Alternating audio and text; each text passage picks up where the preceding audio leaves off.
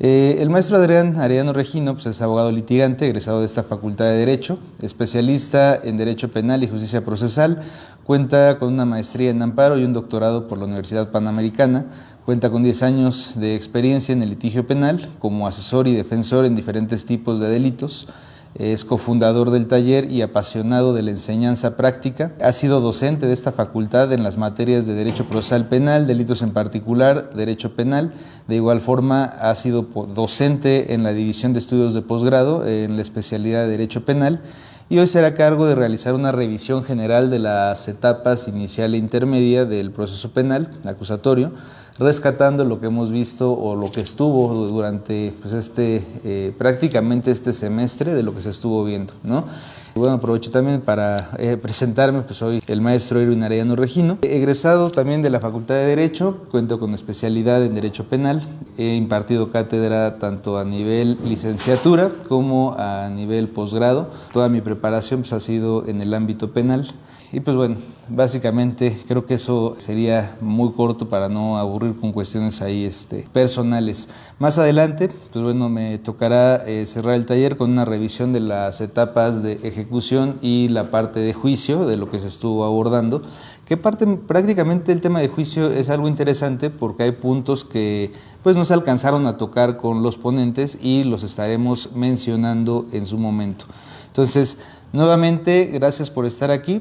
Hoy cerraremos un capítulo, pero pues también estaremos abriendo otro. Entonces, comenzamos. Le cedo el uso de la voz al maestro Adrián. ¿Qué hace diferente a un o a una penalista sobre otros abogados? No me quiero ir a un discurso de buscar justicia. No me quiero ir a pues fue lo que tocó porque no hay matemáticas en la carrera, que es lo principal que le preguntan a ustedes. ¿Por qué estudian Derecho? Bueno, pues porque queremos buscar justicia, porque queremos... Está bien. Pero yo les quiero decir hoy, a mi corta experiencia, sobre qué es lo que hace un penalista. Y la respuesta, creo yo, es resolver problemas. El penalista resuelve problemas ante la vida y la problemática de las personas. Si ustedes ven la carrera, se divide en varias ramas: civil, mercantil y infinidad de cosas. El derecho está en todo, y en todo es en todo. Pero no sé si es porque soy un apasionado del derecho penal, pero creo yo que sí, tal vez es superior,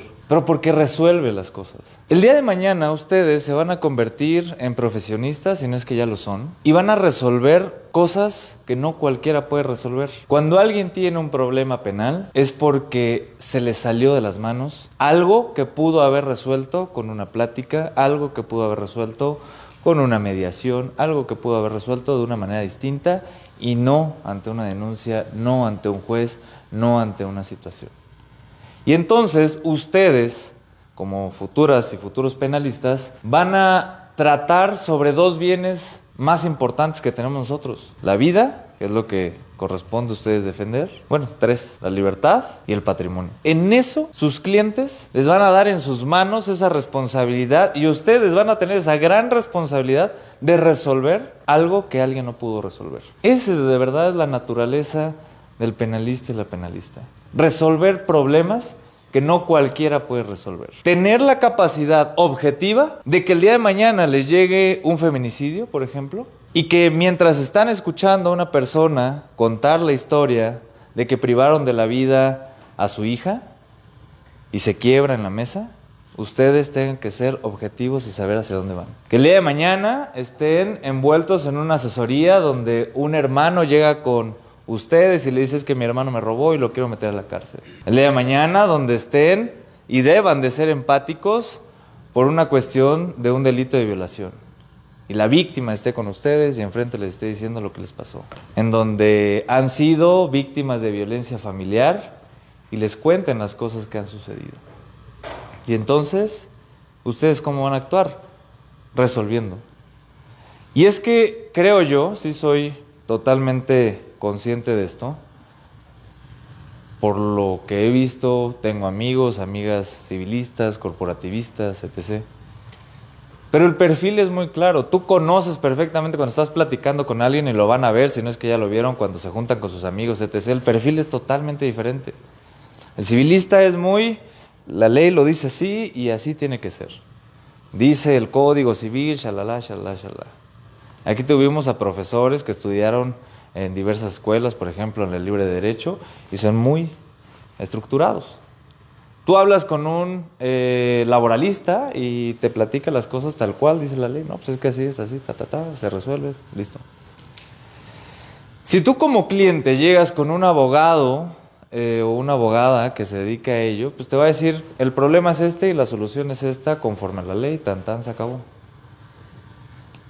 Pero si tú llegas con un penalista, le va a platicar toda la situación que está sucediendo y el penalista lo que va a dar es una respuesta integral. El problema es así porque viene así, y así, y así, y así, y entonces se tiene que resolver de esta manera. Oiga, pero es que necesito resolverlo forzosamente porque necesito resolverlo. Entonces su cabeza, ustedes no lo van a ver, pero su cabeza funciona de una manera distinta. Es más, les voy a decir algo. Desde el momento en que ustedes llegan a cualquier lugar, a un restaurante, a sentarse, están observando, ven, perciben, ven a la gente. El perfil de la penalista y del penalista es totalmente diferente. Somos desconfiados, no confiamos en las personas ni en nuestros clientes, que parte de la charla que les voy a platicar es eso, la problemática de los clientes. El principal enemigo que tenemos nosotros cuando tenemos un asunto son los clientes, porque el cliente al estar frente a ustedes en un futuro se tiene que desnudar psicológicamente, confesar literalmente lo que está pasando, y entonces si a nosotros nos cuesta trabajo confiar en alguien, imagínense a alguien diciendo lo que cometió, hizo, no hizo. Sumamente complejo. Entonces su perfil, si no es que ya lo tienen, se va a ir diferenciando del resto porque van a pensar en otras cosas. Su cabeza está pensando en lo más oscuro que podemos hacer los seres humanos, delitos. ¿Por qué? Porque eso es lo que van a vivir. Por ahí decía hay un profesor aquí que es Doctor Gabriel Regino, es mi tío. Hoy tiene su despacho, yo tengo el mío. Para el derecho penal se vive, y es totalmente cierto. Cada día, y se van a acordar, ¿por qué les estoy diciendo esto? Porque quiero y pretendo hacerles un insight a ustedes, que el día de mañana, cuando estén litigando, llevando un asunto, se acuerden de esta plática, porque el penalista no descansa. Todos los días está pensando, de lunes a lunes. 5 de la mañana que se despierta a 11 de la noche que se duerme, o más tarde, porque su cliente el día de mañana les va a hablar y les va a decir, ya me detuvieron, son la 1 de la mañana y aquí estoy afuera. Y ustedes pueden estar en una reunión familiar, pueden estar con su pareja, pueden estar con sus hijos, y entonces tienen que sopesar qué es lo que quieren hacer, resolver la vida de una persona, y entonces el penalista sacrifica mucho para resolver los problemas de otros y dejar los suyos por ahí botados. Sumamente complicado. Tal vez romantizo mucho lo que es el derecho penal, pero es que así lo es. Y si no lo viven con pasión, pues entonces no sé qué hacen en este tipo de talleres. Porque dejen ustedes, y yo siempre les digo a mis alumnos, dejen ustedes el dinero. El dinero es una cuestión, hoy en día vemos en todos lados, redes sociales, personas que dicen tener infinidad de dinero, etc, etc. El dinero es consecuencia del esfuerzo que ustedes hagan el día de hoy. Y hoy también es de reconocerles que están aquí, porque están haciendo un poquito más que los demás. Entonces, insisto, se van a acordar mucho de esto. Derecho penal no tiene horarios, no es de una oficina, por eso les decía la distinción. En un tema civil, tu horario laboral va a tener el horario de los juzgados. Se acabó, y tiene sus vacaciones y todos muy felices. En un tema mercantil, lo mismo, en un tema familiar, igual, etc, etc. Pero en la materia penal, pues no hay descanso, o por lo menos hay turnos cuando se van de vacaciones, etc. Te puede llegar un detenido el 31 de diciembre, te puede llegar un detenido el día de tu cumpleaños, te puede llegar un detenido el día más especial que quieras ver. Y ya dependerá de ti sopesar qué es lo que quieres y buscas. Por eso les decía que empezaba esta plática con preguntarles o plantearles o dejarles a ustedes que describan qué es lo que hace un penalista. Un penalista no va y, como las series de Netflix, yo voy a resolver.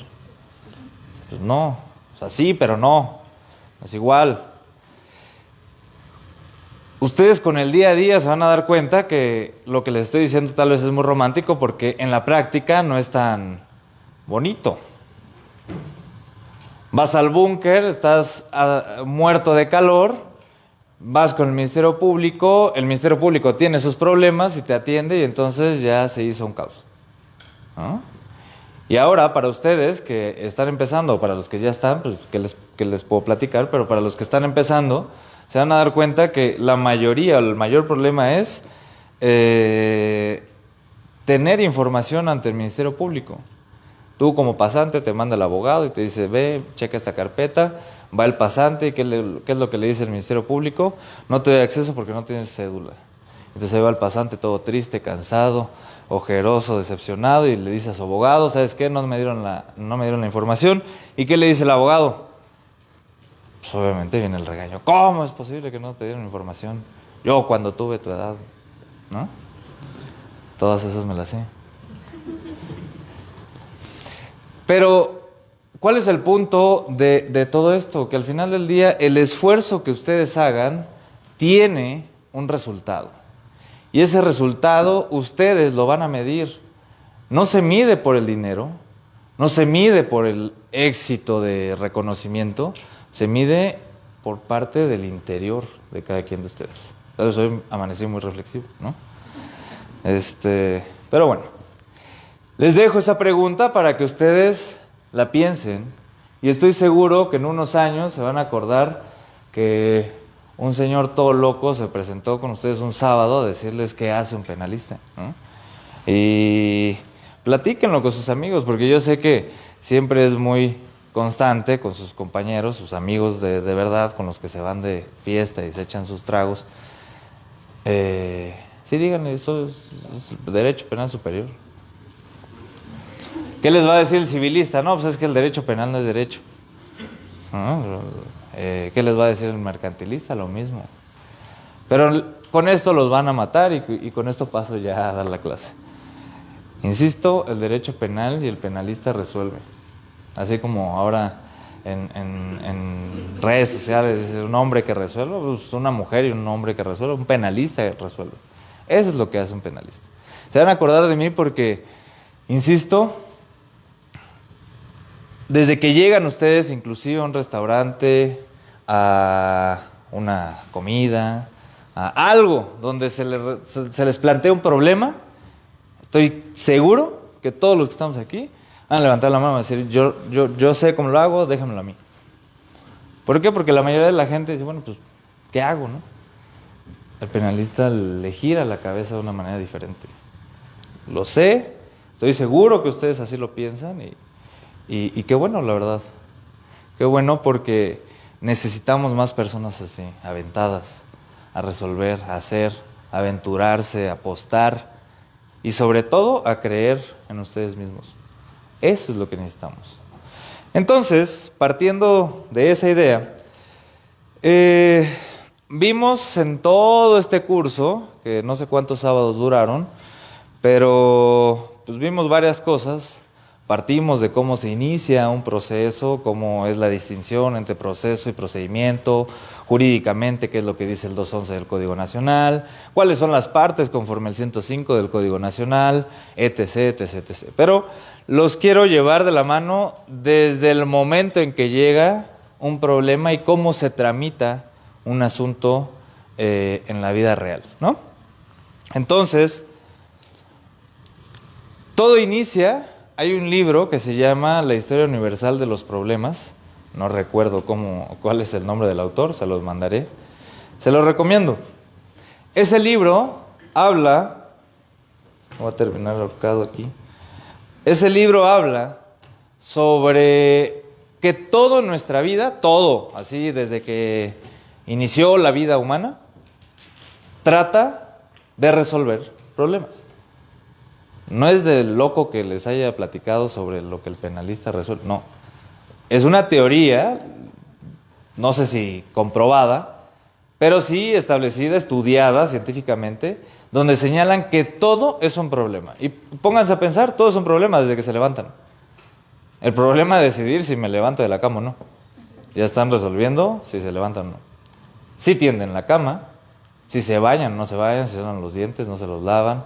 Si desayunan, no desayunan. ¿Qué voy a desayunar? Ya tienen otro problema. Y así, la vida es un problema constante. Y la finalidad de todo eso es resolver, es lo que dice el libro.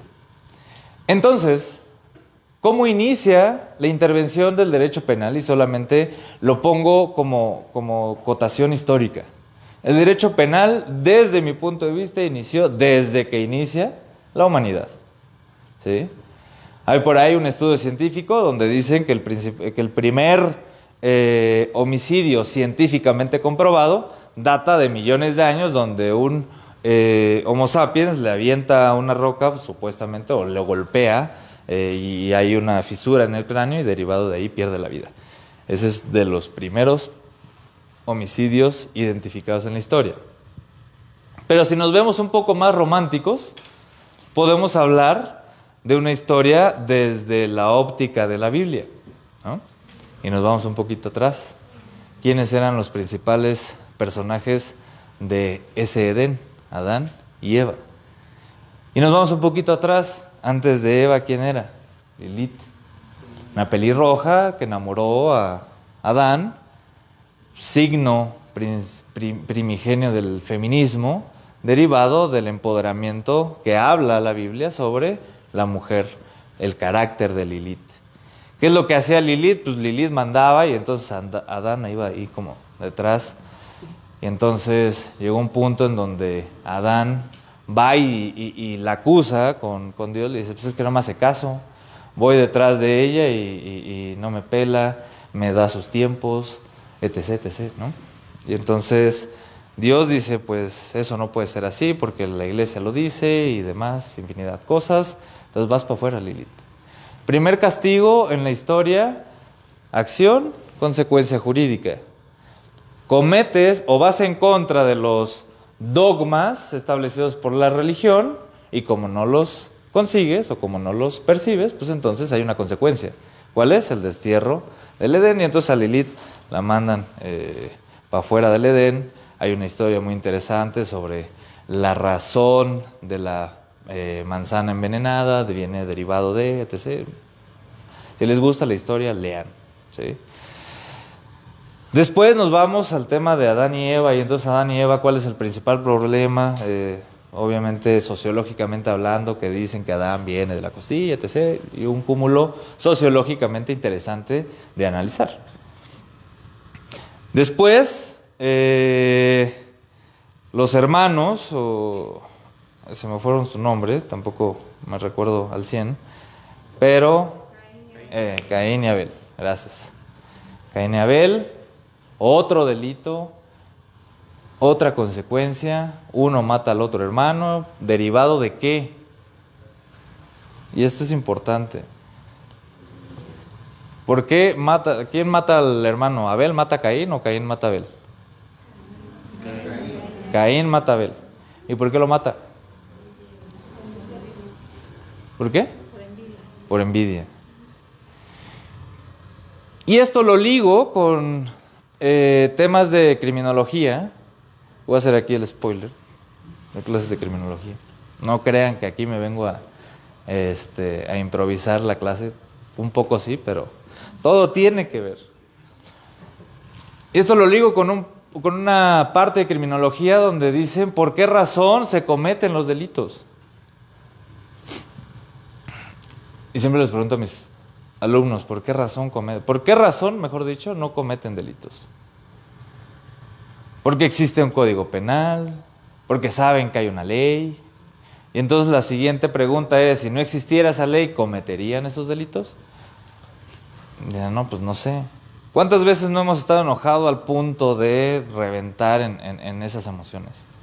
Y entonces la criminología, uno de los análisis que hace sobre el delito, dice, por ahí Aristóteles señalaba, el delito es el cúmulo excesivo de sentimientos. ¿Sí? Por eso todo el tema penal es apasionante desde el punto de vista morboso. Porque siempre hay una historia. ¿Sí? ¿Cómo lo mató? ¿No? Ay, a ver. ¿Y cómo lo dejó? Aún y cuando hasta nos dé asco ver sangre y todo, aún así quieren ir a ver. ¿Y cómo fue? hay un choque y todos se paran. Ay, ¿qué le pasó? Porque somos morbosos, somos curiosos por naturaleza. Y entonces, ¿por qué se cometen delitos? Derivado de una función o de una estructura de acumulación de sentimientos. Volvemos con el ejemplo de Caín y Abel. ¿Por qué se cometió ese delito? Por la envidia. La envidia es un sentimiento, un sentimiento mal manejado que llevó a derivar a consecuencias donde privaron de la vida a una persona. Y hoy en día es lo mismo. Temas delicados como lo es la violencia familiar, que la violencia familiar tiende a aumentar conforme el tamizaje de riesgos, un tamizaje de riesgos de una preocupación feminicida. ¿Por qué razón se cometen esos delitos? Por exceso de esas emociones mal manejadas que tiene que ver con una estructura social mal manejada. Entonces, ¿de dónde inicia toda esta situación o toda esta intervención como nosotros como penalistas? De un problema. Y en el problema ustedes van a tener que resolver la situación por la cual su cliente vaya a llegar con ustedes. Entonces, aquí es donde quiero que hagan una especie de reflexión, piensen que tienen el día de mañana ya su despacho, quienes ya lo tengan saben perfectamente a qué me refiero, pero imagínense ustedes que están en su oficina, les llega una llamada y le dicen, quiero una asesoría porque porque traigo una orden de aprehensión. ¿Qué harían ustedes? Les dicen, traigo una orden de aprehensión, así tal cual. No les doy más información, simplemente traigo una orden de aprehensión. ¿Cuál es la consecuencia lógica? Pues, ¿qué hiciste? Cuéntame, no sé. Y entonces ustedes se convierten en una especie de agentes de investigación, porque también los penalistas, aparte de abogados, somos chismosos y vivimos del chisme. ¿Sí? ¿Y cómo fue? ¿No? ¿Qué pasó? A ver. Un buen penalista no puede ser si no es chismoso. O sea, si no eres chismoso, no puedes ser buen penalista. Entonces, te van a decir por qué razón. Y entonces tú vas a tomar nota. Y desde ahí ya vas a empezar a estructurar la línea de defensa sobre lo que va. ¿Qué delito es? ¿De qué se trata? Y entonces, en una asesoría, ¿qué es lo que haces con el cliente? Primero, contención del cliente. Tranquilidad. Porque una de las cosas que venden o venderán ustedes es tranquilidad. ¿Sí? No pueden ponerse a llorar, lo que les dije hace rato, si se les quiebra un cliente ahí, yo también voy a llorar con usted. Tengo un corazoncito de pollo. Puede ser, pero es profesional. Al final del día, la ética del abogado penalista tiene que ver con un tema de dar tranquilidad. Tranquilo, no pasa nada, ¿no? Como si te sientes mal, siéntete bien. Entonces vamos a resolver las cosas. Derivado de eso, ya que lo tienes en esa situación, en una estabilidad, y eso, insisto, tal vez pueden decirme este güey qué se le ocurren ideas medio locas, pero eso tiene una base científica, eso se llama rapport en psicología. Psicología, cuando tú tienes un tema, vas y ¿qué es lo que te hacen? Vamos a estar en un ambiente tranquilo, neutral, sin que te sientas amenazado, sin que sientas que estás en riesgo. ¿Por qué? Porque tendemos a que cuando nos sentimos en riesgo, pues no platicamos las cosas que son.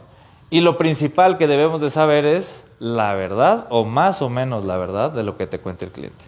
Entonces, primer tip, por así decirlo, nunca le crean a su cliente.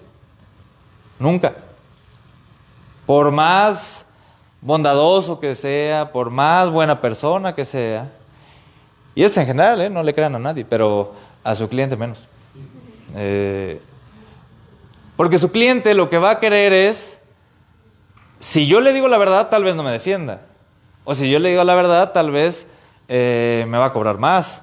O si yo le digo la verdad, tal vez va a pasar tal cosa.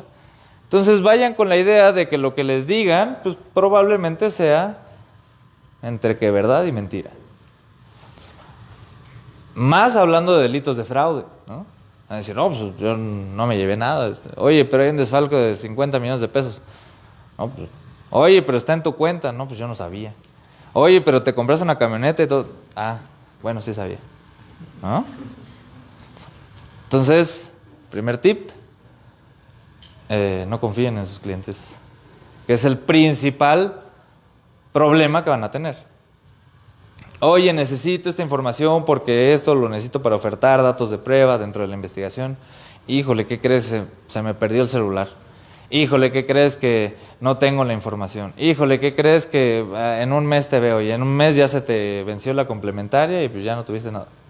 Entonces, primer tip, no le crean a sus clientes. Y segundo, presiónenlos siempre. O sea, siempre estén detrás como cuchillito. Esa es su tarea. Entonces, ya que les dicen cuál es el problema, viene otra cosa interesante. ¿Ustedes qué les van a decir? Y esto, insisto, la clase de hoy es un poco más de práctica de lo que les puede servir. Es lo que yo hago, ¿sí? Ya le llega el cliente, les plantean el asunto, toman nota. Y entonces, después, no en ese momento, tal vez en ese momento le dices, lo voy a checar, vamos a revisar el tema, no te preocupes, necesito documentación, si no la tienes, déjame pensar, déjame reflexionar.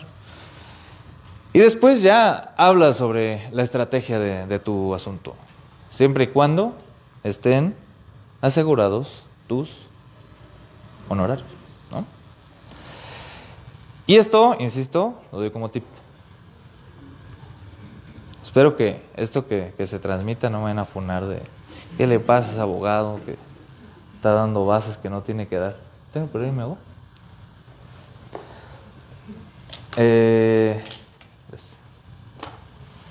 La principal forma de atender un asunto, ya que le haces la estrategia, se la comentas al cliente, en un documento por escrito, se la planteas. Y en esa planteación, pues obviamente vienen tus honorarios. Discuten sobre los honorarios y pues ya, ¿no? Pero ¿cuál es el problema principal? Dos cosas. Uno, saber cuál es tu estrategia, que se llama jurídicamente teoría del caso. O sea, desde que te llega un asunto, asesoría, tú ya estás planteando hacia dónde vas a ir. Si vas a promover amparos, si vas a acceder a la carpeta, qué datos de prueba vas a ofertar para poder controvertir el hecho que pretenden involucrar a tu cliente, etc., etc.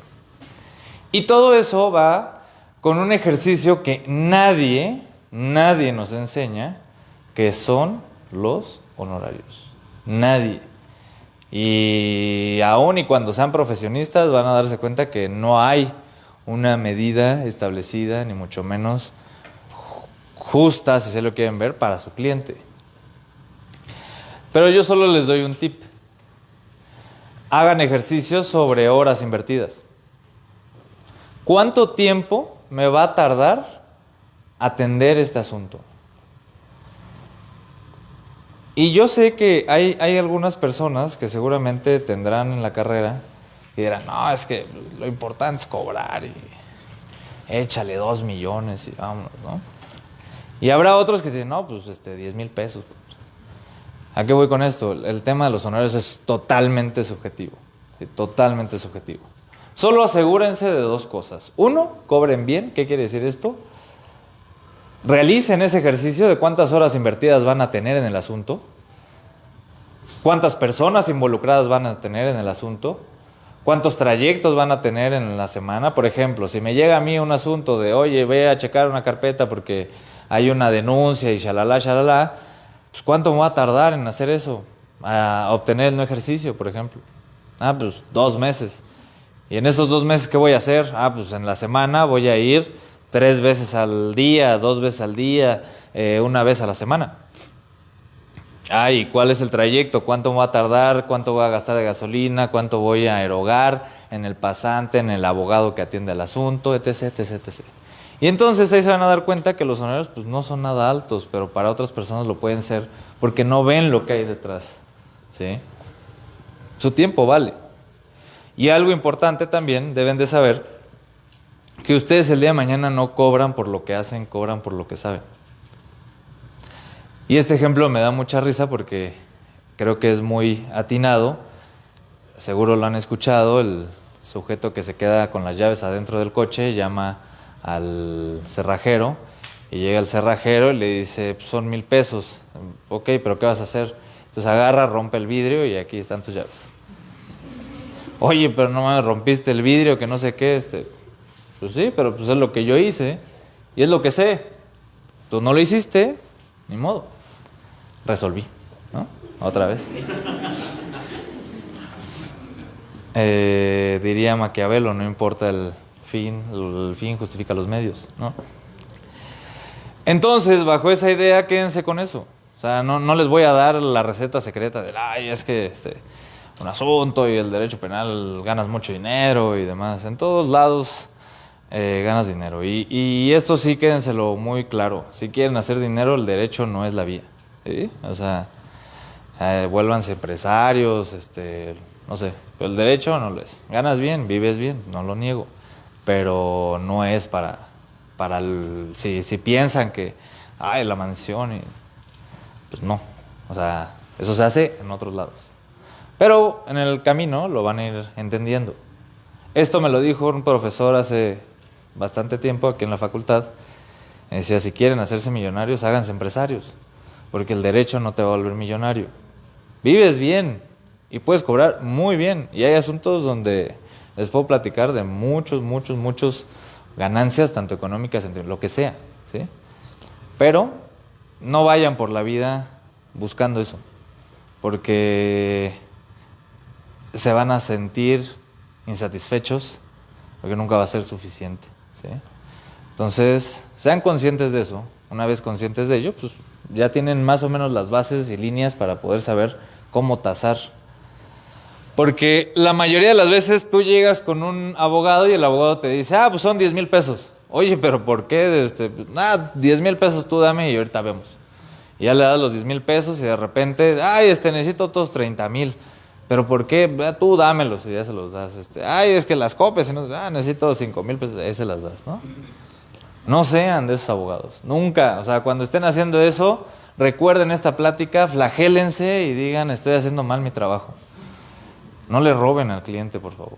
Es lo peor, porque allá afuera tenemos repleto de abogados y abogadas que roban, extorsionan, y por eso nos ven mal a nosotros. Muchos clientes dicen, pues el pinche abogado, en lugar de resolverme el problema, ahora tengo el problema y no tengo dinero. O sea, entonces, pues, el punto es, tengan ética y cobren bien, pero tengan ética. Si van a cobrar y si van a recibir dinero, pues resuelvan y hagan lo que se comprometen a hacer. Porque, insisto, no... Ustedes sabrán, ¿no?, quiénes son ese tipo de abogados donde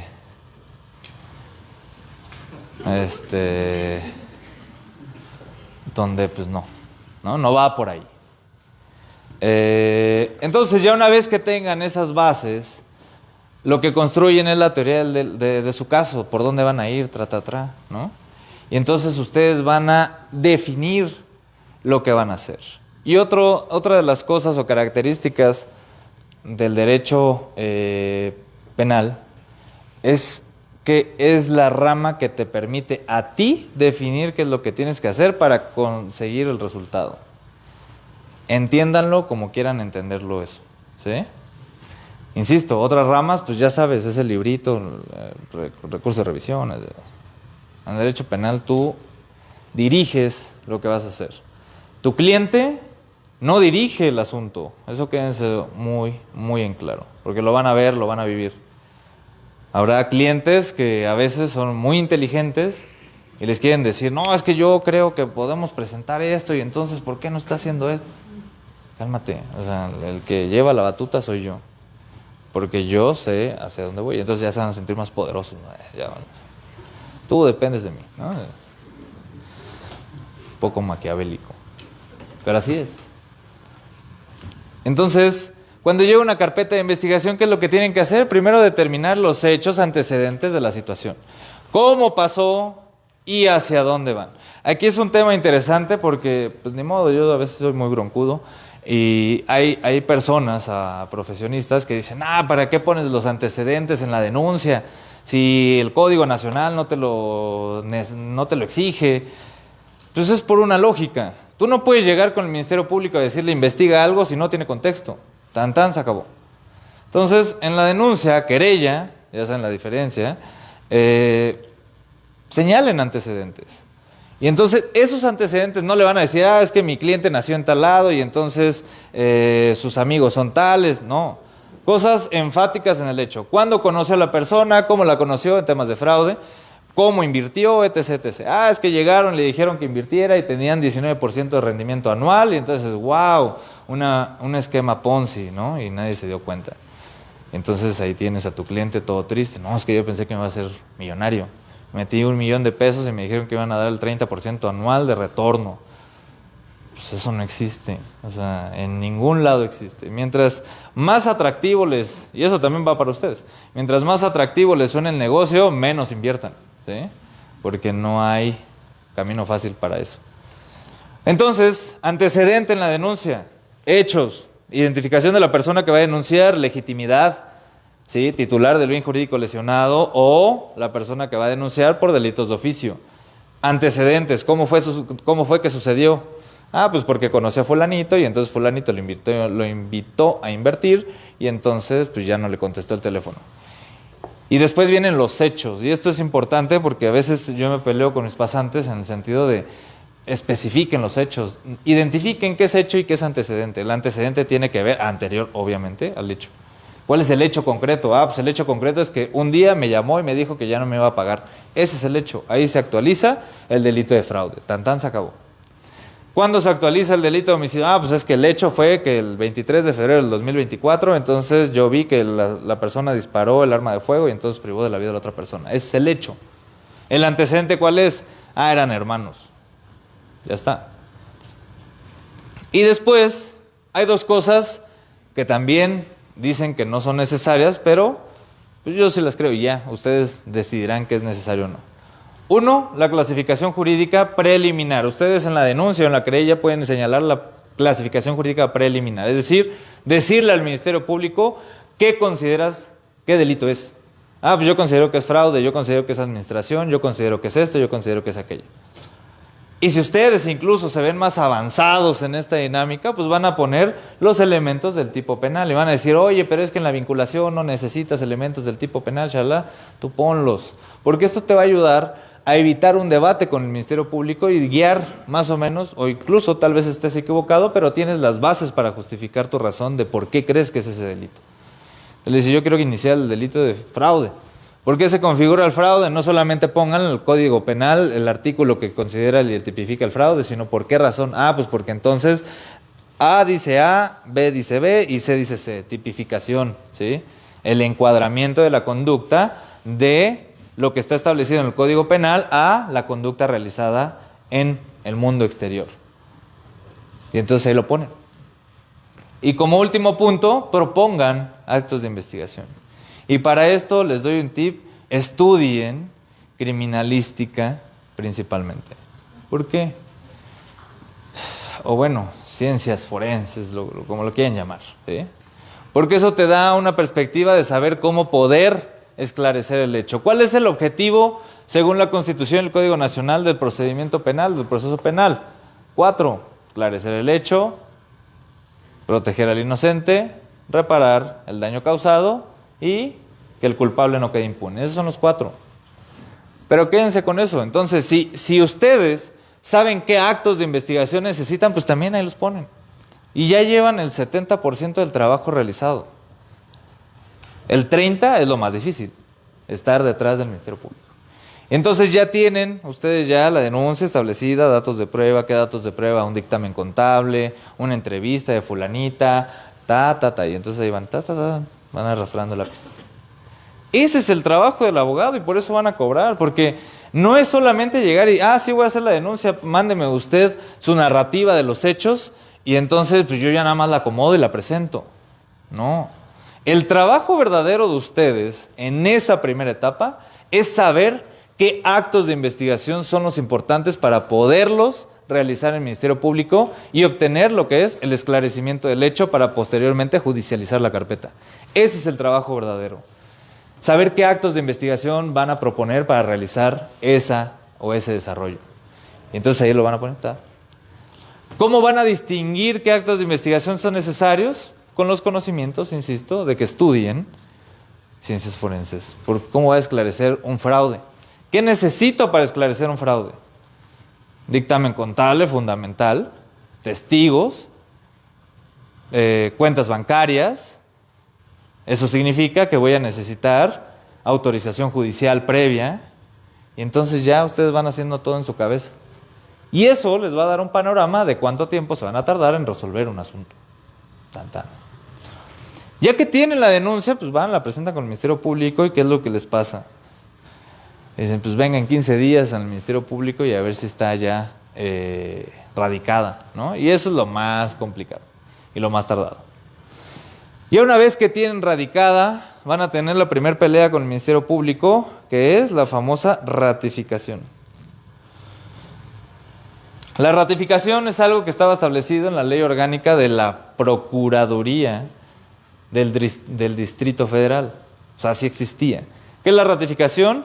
Cuando tú presentabas un escrito principal en una denuncia, le requerían a tu víctima o a la persona que había firmado la denuncia acudir ante el Ministerio Público para que personalmente dijera sí, yo firmé y sí quiero iniciar esta denuncia. Eso estaba establecido en la Ley Orgánica de la Procuraduría, es decir, la abrogada. Hoy en día tenemos una ley orgánica de la Fiscalía General de Justicia de la Ciudad de México y ahí no existe disposición alguna que te requiera la ratificación. Y entonces, ¿qué le van a decir al Ministerio Público el día de mañana que les diga, tráigame a su víctima y le levanto la comparecencia en un mes? Pues no hay fundamento legal. ¿Y por qué lo hacen? Pues por un tema de, ay, ¿cuántas veces no han tenido ustedes una tarea y dicen, pues la hago el fin de mes, ¿no? Así, el Ministerio Público es igual. Tengo una denuncia, ¿qué voy a hacer? Tengo esta, pues la aviento para fin de mes. Pero entonces, ahí es donde empieza la diferencia entre ustedes, como pasantes, de decir, no me voy de aquí hasta que me dé cita, pero no para que ratifique, sino para que ya vengamos a ver qué actos de investigación hizo. ¿Sí? No, pero es que no sé qué. ¿Qué harían ustedes si jurídicamente el Ministerio Público les dice, hasta que venga a ratificar la víctima, voy a iniciar su denuncia? Eso los paso al costo. Cuando les paguen más por estos tips siendo pasantes, pues ya se acuerdan de mí, ¿no? Hay dos vías. Una es la agresiva y otra es jurídico pasivo-agresivo. A mí me gusta más el jurídico pasivo-agresivo. Sí, pues los ministerios públicos también son muy... ¿no? Vete de aquí. Entonces tú tienes una posibilidad, ¿cuál es? Tienes dos vías. Uno, la típica que te dice hasta tu abogado, vete y peléate, levanta el teléfono rojo y dile, la voy a amenazar y no sé qué. Y el Ministerio Público, ¿saben cuántas veces no les toca un show al día de esos? 5 o 10, ya están acostumbrados, ya hasta te dicen, sí, llena este papeleta y ya, vaya y denúncieme, ¿no? La otra, pasivo-agresiva, pues es, si el Ministerio Público tiene una obligación, que es contestar conforme al artículo 8 las promociones que yo le hago, entonces pues, le presento un escrito diciéndole por qué razón no inicias o por qué razón requieres la ratificación o señálame el fundamento para que venga mi cliente y te lo traiga. Ah, no me contestaste, entonces pues voy con el juez, 258, omisiones del Ministerio Público y van a ver cómo sí el Ministerio Público va a empezar a trabajar. Pasivo-agresivo, porque el día de mañana ya el Ministerio Público ni los va a atender, ¿no? Ya les va a decir, pues ya váyanse con mi secretaria. Pero bueno, por lo menos ya se dieron a respetar y ya se dieron cuenta que saben del sistema. Porque todos podemos ir a hacer una cantaleta ante el Ministerio Público. Dame acceso, dame acceso. Sí, ya ves. ¿Quién perdió ahí? Pues ustedes ya se enojaron y ya salieron todos frustrados. Pero entonces, si no lo es, pues jurídicamente ustedes tienen las herramientas para hacerlo. ¿Qué es lo que tienen? Flojera. Porque entonces ustedes como abogados van a hacer un escrito, presentar el escrito, no los acuerdan en 3 días, se van al juez de control, omisiones del Ministerio Público 258 y infinidad pueden pasar. Puede decir el juez, no, pues no te la acepto porque no contempla el 258, se van a revocación y entonces si la revocación no te la dan, pues te vas al amparo y entonces ya te das 6 meses, ¿no? Pero tú ya convencido de tu idea de que pudiste haberlo hecho bien. Usualmente, el Ministerio Público cuando ve omisiones ante juez de control, pues ya te acuerdas y dice, ya. Dice, para evitarme todo este desorden. Entonces, nunca regresen y esto me lo van a agradecer sus despachos, nunca regresen con su abogada o su abogado a cargo diciéndole no pude. Porque sí se puede, siempre se puede. Jurídicamente, pasivo-agresivo, lo que sea, como quieran verlo. Sean ingeniosos. ¿Recuerdan lo que les decía hace rato? Resuelvan. Pues ya está. Resuelvan. Ya que tienes el Ministerio Público tiene la obligación de investigar conforme al 21 constitucional, el 216 del Código Nacional, y te va a decir que tiene 3 deberes: objetividad, imparcialidad y eficiencia, si es lo que quieres ver. Y entonces de ahí tú te vas a agarrar para poder investigar. ¿Cuánto tiempo te vas a tardar investigando? Pues evidentemente no hay tiempo para investigar, pero pues tienes la prescripción del delito.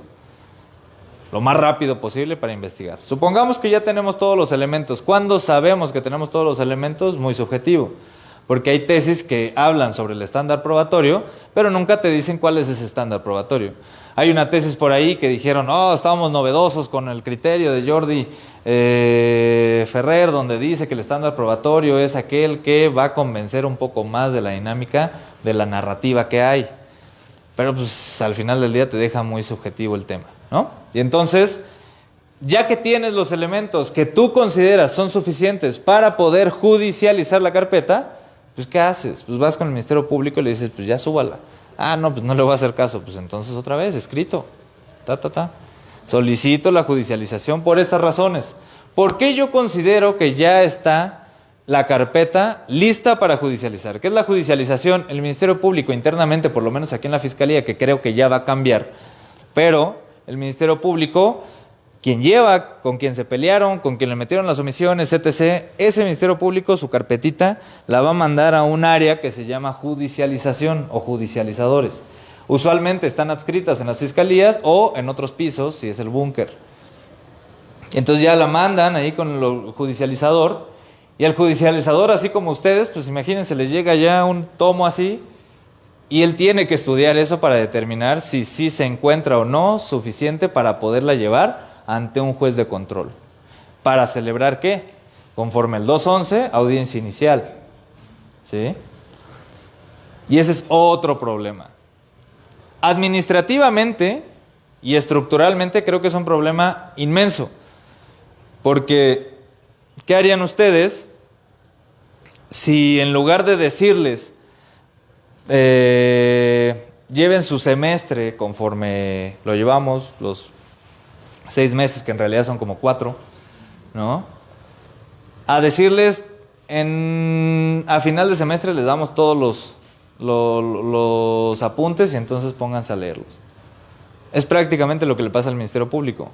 El Ministerio Público que recibe la carpeta para judicializar no tenía conocimiento de qué hizo el Ministerio Público, cómo lo hizo, no sabe nada. Su obligación es estudiar y leer. Y ahí es donde tenemos el problema. Casi nadie lee. Entonces, su tarea, ustedes como abogados o futuras abogadas, pues es hacer y apoyarlo en ese camino tortuoso de la lectura. Y entonces van ustedes con el judicializador, que a veces hay fiscalías que no los dejan, porque dicen, puede haber corrupción. Pero si no los dejan, pues presentan su escrito. Un escrito resumido, ¿por qué razón ya consideran que hay elementos para judicializar? Pues porque, a ver, ¿qué tenemos que acreditar para la audiencia inicial? Probable participación y un hecho con apariencia de delito. ¿Qué es la probable participación? Que hay elementos que señalen que tú interveniste en la comisión delictiva. Puede ser el señalamiento de un testigo, puede ser el señalamiento de 2, puede ser una firma, puede ser lo que sea. Si ya tenemos eso, ya tenemos la probable participación. ¿Por qué dice probable? Porque no te requiere un estándar muy alto. Con que haya una probabilidad, ya lo tienes. Entiéndanlo como deban de entenderlo. Y segundo, el hecho con apariencia de delito. Y aquí es un tema bien interesante, que no voy a entrar en ello, porque lo vieron en su momento. El hecho con apariencia de delito es una conducta que puede asimilarse a un tipo penal, que tiene elementos básicos del tipo penal. Es decir, recuerden ustedes, el tipo penal está estructurado en elementos objetivos, subjetivos y normativos. Y entonces, en esos elementos subjetivos, normativos y objetivos, tienen el dolo, la culpa, el sujeto activo, sujeto pasivo, etc., etc. Con que hagan un examen general, de decir, pues creo que sí va todo. Tal vez me falta comprobar esto, pero va estructurado, pues listo, ya está. Y entonces están listos para judicializar. Y la judicialización, ¿cómo viene? El Ministerio Público sube la audiencia al juez de control, dependiendo si es por orden de aprehensión, por audiencia inicial, por citación, entonces ahí va, como que se divide el camino. Si es por orden de aprehensión, el Ministerio Público, ¿qué hace?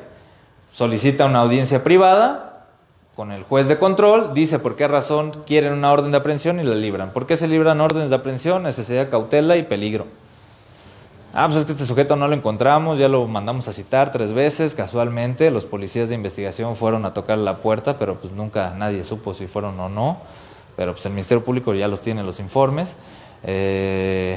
No crean que los policías de investigación inventan sus informes, no lo crean. Necesidad de cautela, ya está, orden de aprehensión, vámonos, vamos a detener a la persona. Listo, ya está. Audiencia por citación, Ministerio Público lo tiene ubicado a la persona, no es necesario ir por él, en consecuencia lo cita en su domicilio y te dice te veo el 3 de mayo en la audiencia inicial. Vámonos. Y entonces ya llega todo el punto. Cuando se vuelve más dramático es por orden de aprehensión. Imagínense ustedes que van saliendo de aquí, los agarran, vámonos. Pues va a ser traumático, ¿no? Entonces ya los llevan, los presentan y están ya con el juez de control, independientemente si es con orden o por citación. Están ya ustedes frente al juez de control. Y la dinámica de la audiencia inicial tiene etapas. Primero, lectura de derechos, ¿no? Si fue detención en flagrancia, pues tiene que ver control de detención primero. ¿Lo detuvieron bien o no? ¿Qué quiere decir esto? Cumplieron lo que dice el 19 constitucional, detención en el momento, traslado inmediato y presentación ante el Ministerio Público. Ministerio Público, 48 horas para poder tener la información y presentarla, ¿no? Y entonces ya tienen las 48 horas, tiene todo el expediente, lo lleva ante el juez y ahí debe de justificar si la detención fue legal. ¿Sí? ¿Cómo fue legal? Si no hubo una demora en la puesta a disposición, si no hubo irregularidades, tortura, etc., etc., etc., ¿no? Y entonces ya están en la audiencia inicial, control de detención, formulación, lectura de derechos humanos y empieza lo bueno que es la formulación de imputación. Y aquí yo les doy un tip, formulación de imputación, principal error de la Fiscalía o principal error del asesor jurídico que no tiene identificadas circunstancias de modo, tiempo y lugar. Porque el 316, si no mal recuerdo, el Código Nacional de Procedimientos Penales te dice que cuando vayas a vincular necesitas establecer circunstancias de modo, tiempo y lugar. Un hecho concreto. ¿Cuándo sucedió? El homicidio, ¿cuándo sucedió? El 16 de marzo del 2024 a las 3 de la tarde dentro del Pallares. Ya tienes modo, tiempo y lugar. Entonces, cuando vayan o cuando en su despacho digan ya tengo una audiencia inicial, pues les doy el tip como pasa antes, digan, pues yo le hago la pauta al abogado. ¿Qué van a enfocarse? Modo, tiempo y lugar. Y entonces ahí se van a dar cuenta, le van a decir a su abogado, oye, pero no tienes estructurado tu modo, tiempo y lugar, y pues ya se va a enojar tu abogado. Pero bueno, por lo menos ya le hiciste una chamba más, ¿no? Recuerden que también nuestro trabajo como pasantes en su momento es aminorar la carga de trabajo del abogado que anda peleándose con los ministerios públicos en audiencia. Entonces, modo, tiempo y lugar. Ministerio Público, imputación, audiencia inicial, 211 del Código Nacional. Señor Pedrito Pérez, se le está investigando por el delito de homicidio cometido el 14 de marzo del 2024 en el auditorio Jacinto Pallares, toda vez que el día fulanito de tal llegó, se hizo de palabras con esta persona, sacó un arma de fuego y le disparó. Accionó 3 veces, privó de la vida inmediatamente a la persona, posteriormente usted huyó. ¿Cómo es que lo sabemos? Porque tenemos la imputación directa, quien le está haciendo la imputación, de Pedrita Pérez. Y entonces ya tenemos modo, circunstancias de modo, tiempo y lugar. ¿Qué pasa cuando estamos hablando de un delito de violación, por ejemplo, contra menor de edad? Señor Pedrito Pérez, se le está denunciando, se le está imputando que usted intervino en la comisión delictiva de violación en contra de un menor de edad el 14 de mayo en el domicilio de, pues no sé, en una privada. Entonces, pues ya no tenemos circunstancias de modo, tiempo y lugar. Y pueden hacer dos cosas. Si ustedes como abogadas o abogados se dan cuenta que en la carpeta de investigación no viene especificado ese hecho, pues pueden hacerle pasar un mal momento al Ministerio Público preguntándole que le diga y que le especifique cuándo, cómo y dónde se cometió.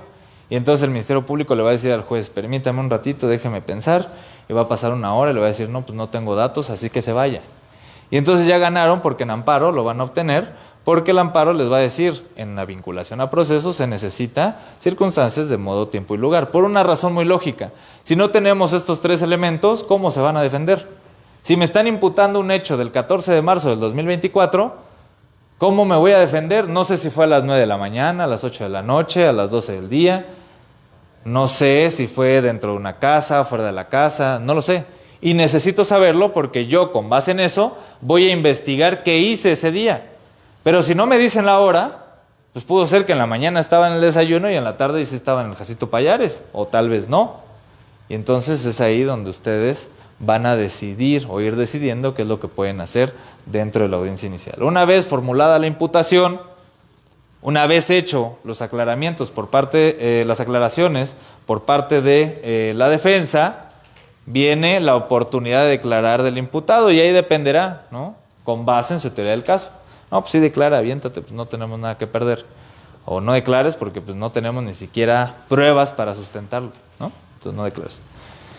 Y después de ahí el juez le va a decir, a ver, señor, podemos hacer tres cosas. Uno, resolver su situación jurídica ahorita. Dos, en 72 horas. Y tres, ¿en cuánto? 144, con base en la duplicidad del plazo constitucional. Les dejo una duda solamente, piénsenlo, reflexionen en su casa, cuestiónense la ley. ¿Por qué razón 144 horas? ¿Por qué razón 72 horas? O sea, ¿quién dijo? ¿Sí? O sea, ¿quién se le ocurrió? Y es más, reflexionen también por qué 48 horas ante el Ministerio Público. ¿Por qué no 44? ¿Por qué no 5 días? ¿Por qué no un día? ¿Por qué no luego que lo detienen lo llevan al ministerio, al juez? Reflexiónenlo, todo tiene una base y todo tiene un sustento. 144 horas, obviamente, por parte del Ministerio Público va a solicitar la vinculación a proceso. ¿Qué significa la vinculación a proceso? El Ministerio Público, ya una vez que siempre dicen esto, solicito que se reproduzca el hecho fáctico de la imputación anteriormente señalada. Entonces el juez le dice, ¿no tiene problema? No tiene problema. ¿Qué significa eso? Que ese hecho que viene en la imputación ya no se va a mover por nada del mundo durante todo el proceso. Si te dijeron que tú estuviste en el Jacinto Pallares vestido de rosa, así va a ser. Ya no lo pueden mover. Por eso es tan importante la imputación. Porque esa imputación va a ir desde la audiencia inicial hasta que dicten sentencia.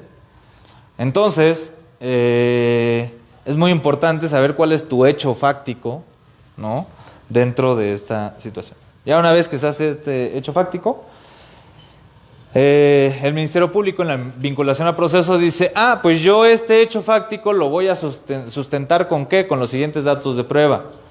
Ya saben la diferencia de dato de prueba, prueba y medio de prueba, ¿no? Dato de prueba tan sencillo son los documentos, medio de prueba son las personas, prueba son todos esos desahogados ante un juez de enjuiciamiento, ¿sí? Dato de prueba no habla, medio de prueba sí habla, y prueba, pues ya se desahoga, tan se acabó. Entonces, bajo esa circunstancia, ya que el Ministerio Público le dice, tengo estos datos de prueba para poder sustentar la vinculación, ustedes decidirán conforme su teoría del caso, si en ese momento resuelven, si resuelven en 72 horas o si resuelven en 144, derivado de qué es lo que puedo acceder dentro de esos 144, ¿sí? Si puedo acceder a datos de prueba o no puedo acceder a datos de prueba. También hay que ser objetivos. Si no tengo nada, pues en ese momento vámonos. No nada más hago pasar un momento tortuoso al cliente porque pues, voy a ver qué se me ocurre, ¿no? Derivado de eso, si pide 144 horas, la naturaleza de la audiencia es entrar a la medida cautelar, ¿no? ¿Por qué? Porque va a decir el juez, ok, si yo te veo en 144 horas, necesito asegurarme de que te voy a ver aquí. Porque ya escuchaste la imputación, ya sabes que tienes una posibilidad de que te condenen, que me da la certeza de que el día de mañana te presentes a la audiencia que te voy a citar. Entonces necesito ver cómo vas a tener la medida cautelar. Ya sabemos, ya hablamos de la prisión preventiva, hablaron extenuante con ustedes, prisión preventiva. ¿Cuáles son las medidas cautelares? 155 del Código Nacional, 14 medidas cautelares. La última, prisión preventiva, se divide en dos: oficiosa justificada. Oficiosa, derivado de dos casos García Rodríguez, casos Ompaxle Tecpile, advierten la inconvencionalidad de la prisión preventiva oficiosa. Caso García Rodríguez habla de la prisión preventiva oficiosa contenida en el 19 constitucional. Caso Ompaxle Tecpile solamente dice que la prisión preventiva pues, es inconvencional. ¿Por qué? Porque dice que cuando la autoridad de manera oficiosa impone la prisión preventiva, significa que no está advirtiendo riesgos si es necesario que tú estés en prisión. Es decir, si eres un riesgo ante el proceso, si eres un riesgo a la víctima, si eres un riesgo hacia la comunidad. Y hacer eso, dice la Corte, es tan burdo como decirle a un robot o a un niño que oprima un botón y diga, este es 19 constitucional, oprimo el botón, medida cautelar, prisión preventiva oficiosa. Es decir, despliegas la naturaleza del juez, que es analizar, resolver y determinar. Entonces, prisión preventiva oficiosa es inconvencional. ¿Qué ha hecho el Estado mexicano? Pues nada. ¿Qué hará? No lo sé. Pero la recomendación de la Corte dice, elimina esa figura de la prisión preventiva oficiosa.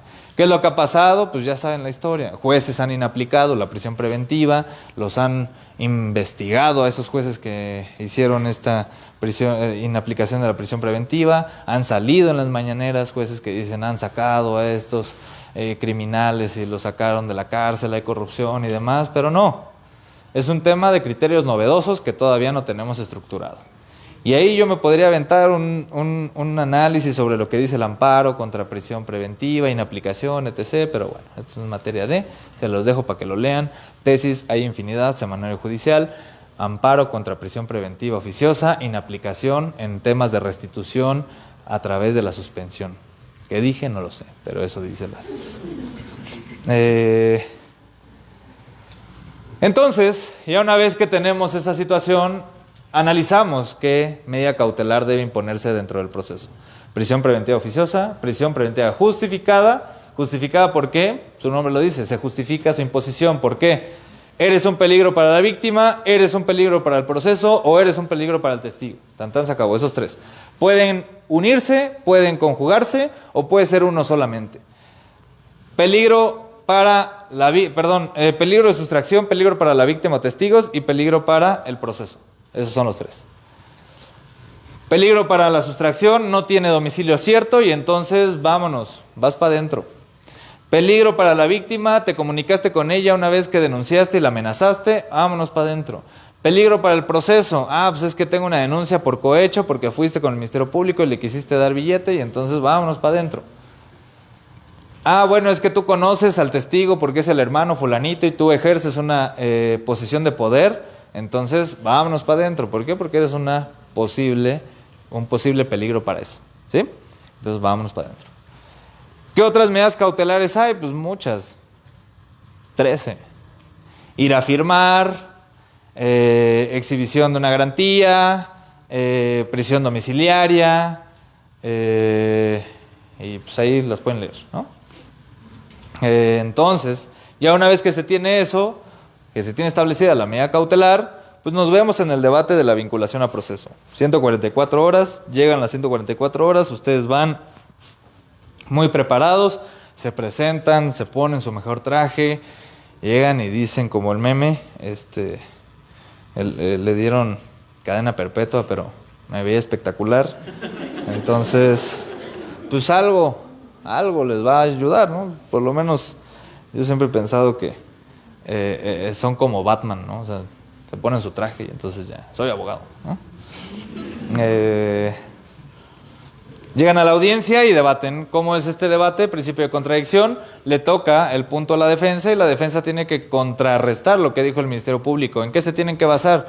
Modo, tiempo y lugar. Si tú dices que tu cliente no estuvo ahí, ¿cómo vas a corroborar eso? Ojo, y esto es importante. Si bien existe un principio de presunción de inocencia que implica que la carga de la prueba le corresponde al Ministerio Público conforme a su vertiente. Recuerden que la presunción de inocencia se divide en tres: presunción de inocencia en su vertiente de trato procesal, presunción de inocencia en su vertiente de regla probatoria y presunción de inocencia en su vertiente de estándar probatorio.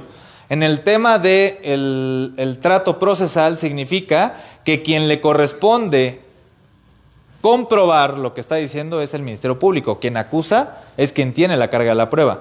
Pero si tú como defensa afirmas algo, entonces ya se rompe ese tema de, pues es que yo afirmé que no estoy, entonces que me pruebe el Ministerio Público. No. Si yo estoy afirmando algo, yo tengo que probar ese algo, ¿sí? Y no me puedo tasar en, es que el principio de presunción de inocencia me dice que no lo compruebe. No. Si yo afirmo, tengo que probar. Y si yo señalo que algo es ilícito o que algo no tiene naturaleza para poderla valorar, conforme el 342, si no me equivoco, del Código Nacional, te corresponde a ti probar que ese documento no es verdadero, ¿sí? Entonces, si yo afirmo, tengo que justificar por qué afirmo esa situación.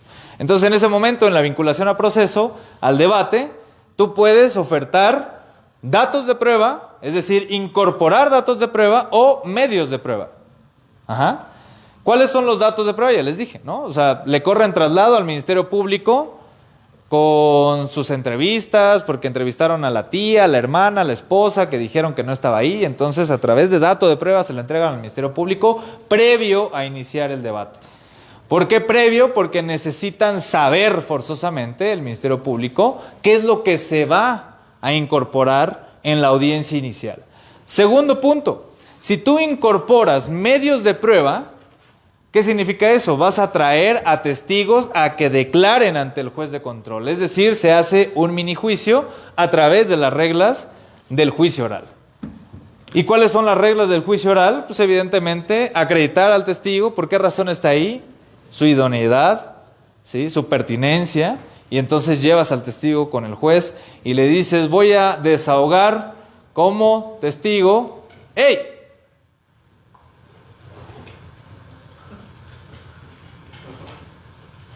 Todos volteemos a ver a...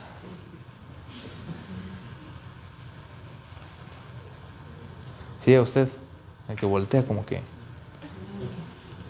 Hombre, hasta envidia me da.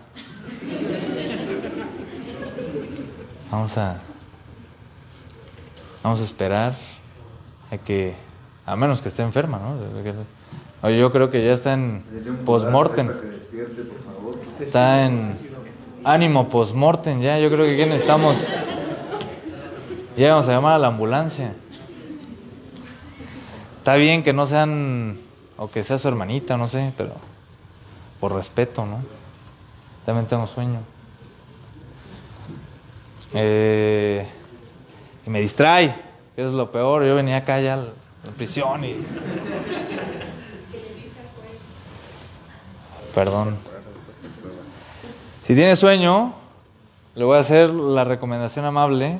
No suelo llamar la atención ni en mis clases ni en ningún lado, pero retírese si es que así lo quiere, o si no, estírese o haga algo, porque me llama la atención estar volteando a ver...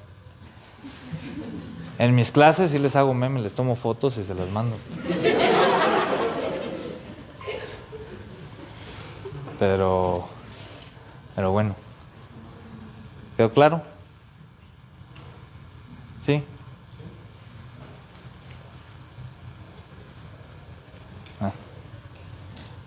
No soy adivino todavía, ¿no? En fin, ¿qué estaba? Juez de control. ¿Quién estaba peleando con quién? Incorporando datos de prueba, incorporando medios de prueba.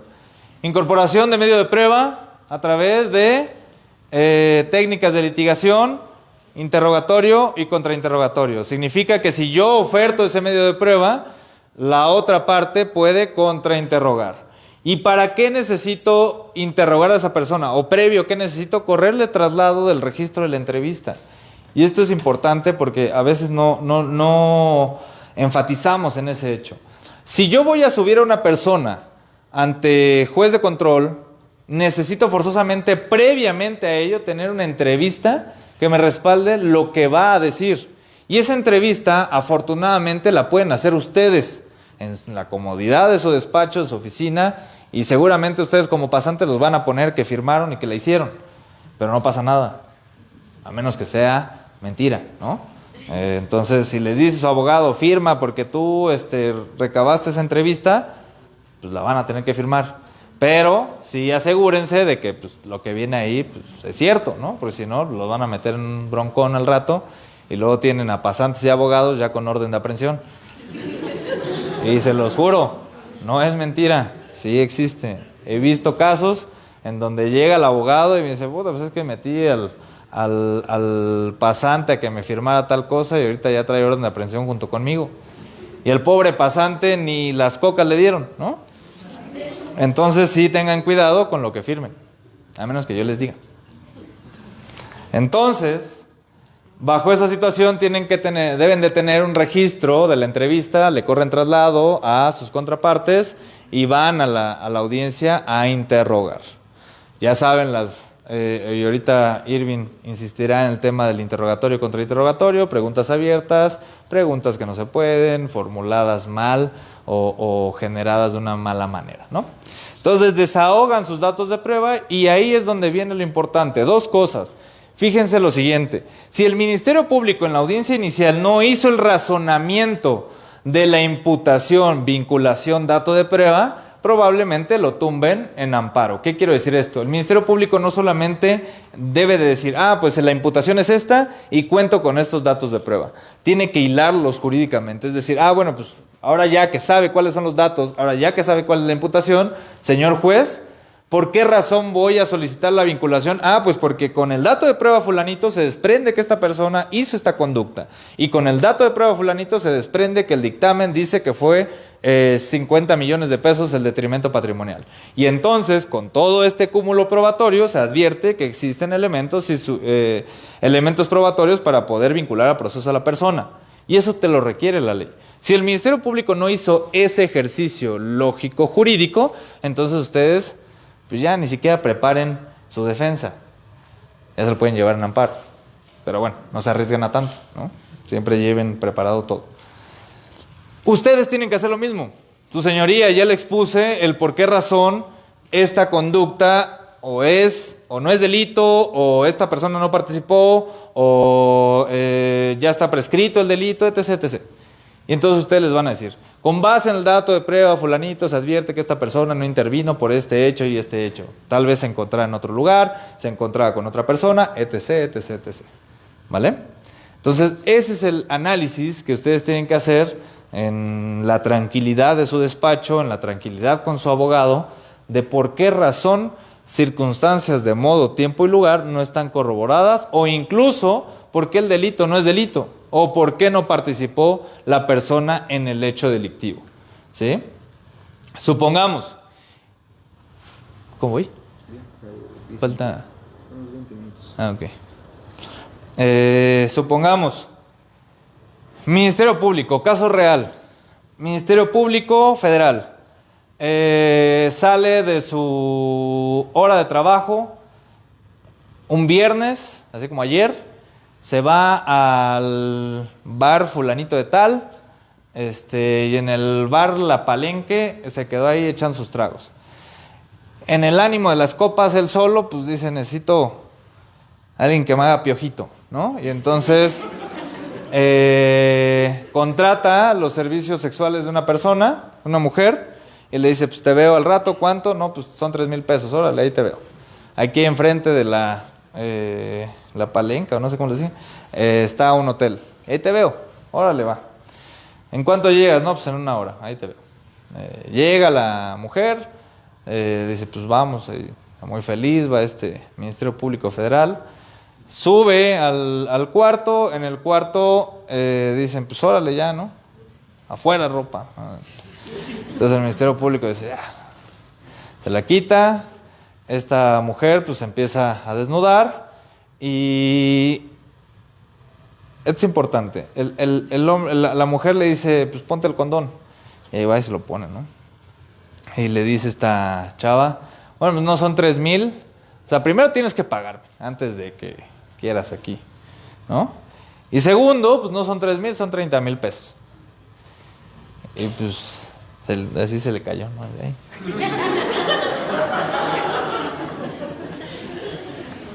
También soy estandopero.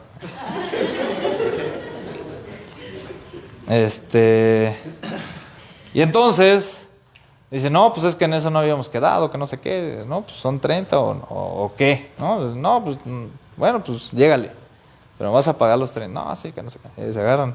Entonces se viste, todo triste, se va otra vez, se regresa a echar sus copas, ¿no? Pues ya ni modo. Se pide un whisky y ahí andaba todo triste. Pasa 1 hora y llega la patrulla. Y entonces llega esta mujer en compañía de la patrulla y dice, ese fue el que me violó, deténganlo. Entonces agarran al Ministerio Público, se lo llevan, no, pero pues es que yo aquí ando echando mis copas y no sé qué, vámonos. Se lo llevan al Ministerio Público y le hacen un dictamen en química, ¿no? Obviamente fue todo un rollo porque no quería, se fueron, ¿no? Total, se lo hicieron. Perciben presencia de lubricante correspondiente obviamente a un condón. Y pues ya, lo detienen, se lo llevan a audiencia inicial.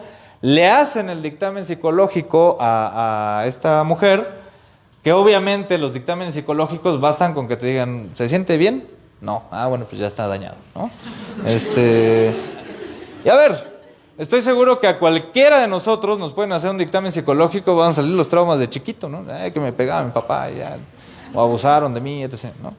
La problemática de los dictámenes psicológicos es que no analizan realmente la raíz de ese problema. ¿Qué tal que tú fuiste víctima de violación cuando tenías 6 años y es un trauma que no has podido superar? ¿Y qué tal que el resultado de ser positivo como daño psicológico, como persona que resintió un hecho, viene de ese momento?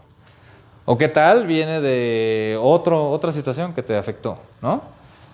El dictamen psicológico es tan fácil acreditarlo como posible con el hecho de lo siguiente, y esto tal vez estoy haciendo algo mal en ustedes, pero ténganlo muy presente. Me siento mal, tengo pesadillas, no puedo dormir, no puedo comer. Si voy a la escuela, estoy reprobando y sueño con el agresor. Tan se acabó. Eso que les estoy diciendo, ustedes no saben si fue cierto o no. Simplemente se los dije. ¿Qué es lo que va a hacer la psicóloga? No, una víctima más, ¿no? Entonces, es ahí donde yo tengo también un debate, porque en el Código Nacional te dice que tú en audiencias no puedes exponer antecedentes sexuales de la víctima. ¿Por qué? Pues obviamente por tema de protección, etc. Yo estoy en contra de eso. No por un hecho de, ay, mire cómo... No, sino por una situación de que puede ser que el hecho de que en la infancia tuvo una violación infiera en el resultado de ello, ¿no? Pero bueno, se los dejo ahí en la mesa. Entonces, ¿qué es lo que hace el psicológico? Le hace un dictamen a esta mujer, sale positivo. Insisto, yo creo que a cualquiera de nosotros nos hacen uno y saldríamos mal, ¿no? Medícate, ¿no? Y entonces, vinculado a proceso. Estamos hablando que fue hace como 3, 4 años, creo, y todavía la prisión preventiva era el MOST. Digo, sigue siendo el MOST, pero prisión preventiva oficiosa, vámonos para adentro. ¿Qué haces como forma de refutar ese hecho? En audiencia inicial, ¿a quién llevas? ¿Qué declaras? ¿Cómo lo haces? ¿Cómo vas a señalar que no sucedió el hecho? Si dice la Suprema Corte en una tesis muy importante que la declaración de la víctima en temas de violencia, en temas de violación, es preponderante conforme al artículo 5 de la Ley General de Víctimas y sobre todo el principio de buena fe de las mismas. Y entonces, como sabemos que el hecho de violación siempre, usualmente, es un hecho de realización oculta, entonces la problemática es pues la preponderancia para estándar probatorio de vinculación a proceso es suficiente, el dicho de la víctima, el dictamen psicológico y vámonos. Oye, pero es que no le hicieron dictamen médico a la víctima porque se negó, pues es su derecho. ¿Y entonces? Hay una clave por ahí, poca, medio ahí que la voy explorando, pero se los dejo al dedillo. Código Nacional te dice que hay pruebas irreproducibles. Y cuando hay pruebas irreproducibles, te dice el Código Nacional, es necesario contar con la presencia de ambas partes, Ministerio Público y defensa, para que la defensa pueda llevar a su perito y pueda realizar el mismo dictamen sobre esa prueba irreproducible. Entonces, pudiese explorarse esa situación, no en cuanto a hacer nosotros esa prueba, sino en cuanto a buscar la ilegalidad de la prueba de la Fiscalía, bueno, del dictamen de la Fiscalía, ante una falta de formalidad del Código Nacional. Ahí nomás, ¿eh? Después me pasan sus honorarios que cobren, explotados por esta idea. Maestro, perdón. Eso sería aplicable en el caso que, por ejemplo, desde que detienen a una persona, desde ese momento ya tiene esa persona el derecho a que se nombre el defensor. Y el Ministerio Público, en el momento en que está realizando esa investigación y recabando datos de prueba, ordena, por ejemplo, la intervención psicológica y ahí no le está haciendo del conocimiento a la defensa, ¿no? Sea particular o sea pública. Así es. Existiría entonces la obligación desde ese momento de darle intervención. Así es. ¿Por qué? Porque la prueba psicológica, yo considero, hay un protocolo de la Suprema Corte que dice que es irreproducible. No hay una generalidad, pero se los dejo para que tal vez en unos años ustedes lo apliquen y me digan, profe, tenía razón o no tenía razón, ¿no? El dictamen psicológico, desde mi punto de vista, es un dictamen irreproducible. Y tal vez me fune y me diga, pinche viejo loco. Pero yo creo que sí, ¿por qué? Uno, porque el impacto y la entrevista directa con la víctima solo tienes una vez para evitar llenar de prejuicios su cabeza una vez que sea atendida psicológicamente. Solo tienes una vez. Y el Código Nacional te dice, para las pruebas irreproductibles necesitas a la defensa que esté presente para que tenga igualdad de circunstancias. Pero nadie lo ve, o sea, dice, pues no pasó nada. Yo se los pongo y se los planteo para quienes trabajan en despachos, todos vayan con su idea y levanten su manita y digan, yo creo que se puede hacer esto, y le va a decir el abogado, abogadazo, ¿no? Ascendido, ¿no? Y ya se acordarán de mí, ya me invitan a un vino después. Entonces, ¿cómo lo sustentan? Violación, ilicitud de ese dato de prueba derivado de la falta de respeto de formalidades del Código Nacional. Porque el Código Nacional te dice, cuando una prueba es irreproducible, deben de estar presentes las dos partes. Si en este dictamen no me llamaron, no existe un oficio donde digan que la defensa con su perito tuvo que estar presente, considero que entonces es ilícito ese dictamen psicológico, porque yo ya no voy a poder entrevistar a esa víctima. ¿Por qué? Por una base de no revictimización. Y la psicología te lo dice, no puedes estar entrevistando a la persona por el mismo hecho, porque entonces ya influye en su pensamiento y ya va a pensar otras cosas. Entonces, solo tienes una vez, solo tienes una posibilidad. Entonces, ahí se los dejo de tarea. Vinculado o no vinculado a proceso, prisión preventiva, ya hablamos de todo eso. Una vez que se vincula a proceso, ¿qué significa? La vinculación a proceso lo único que implica es que el hecho de la imputación se va a mantener durante todo ese proceso y es inamovible. 2, una vez que se vincula a proceso, tienes tu investigación complementaria. Investigación complementaria que no puede superar los 6 meses de investigación. 2 meses mínimo, máximo 6 meses. ¿Y qué tienes que hacer ahí? Formalizar tu investigación. Tú como defensa tienes que aportar todos los datos para sustentar tu teoría, el Ministerio Público lo mismo.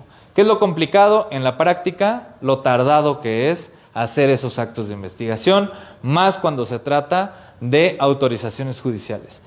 Autorizaciones judiciales, ¿qué requiere o qué quiere decir? Tú cuando pides estados de cuenta de una persona necesitas autorización judicial. Tú cuando pides la exhumación de un cadáver necesitas autorización judicial.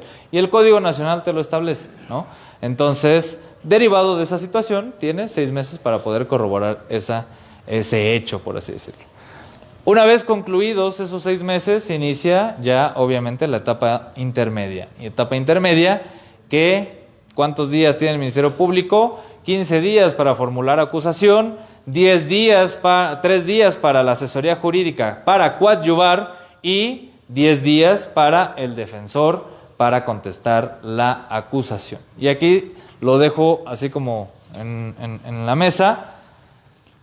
No está establecido, de hecho, el Código Nacional no te lo requiere, contestar necesariamente la acusación, es decir, expresar tu teoría del caso en el escrito.